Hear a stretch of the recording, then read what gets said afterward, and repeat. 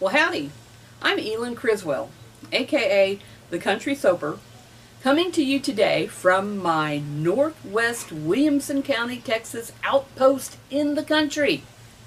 Let's talk about soap. Specifically today, I want to talk to you about lye. Now, some folks get rather squeamish when it comes to this subject of how you have to use lye to make soap.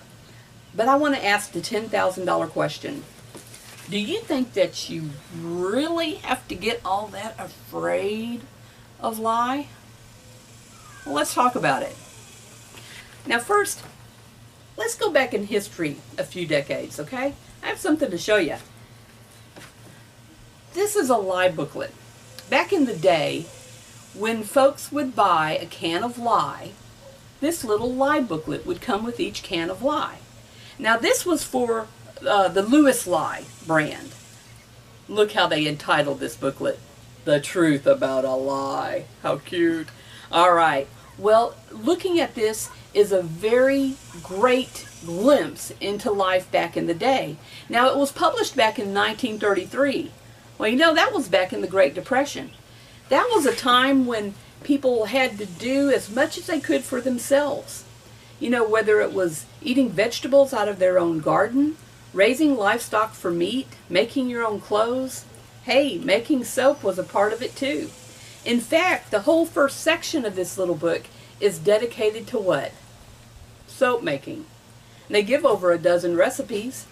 So, you know, that's interesting to know because, yes, this was 80 years ago, but, you know, there was people in our past who was making soap.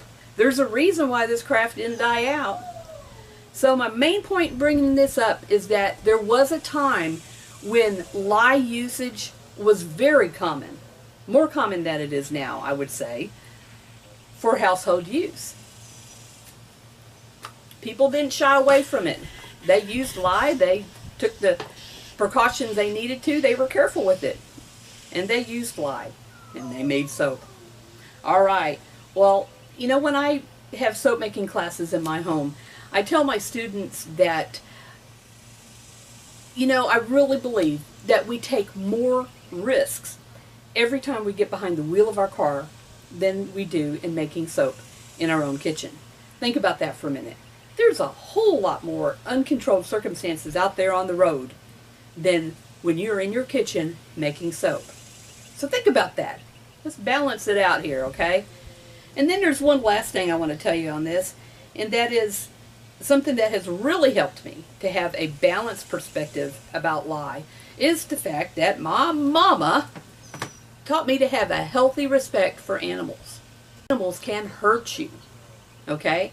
And so what do? You have a healthy respect for animals. So ladies and gentlemen, I'm telling you, respect the lye!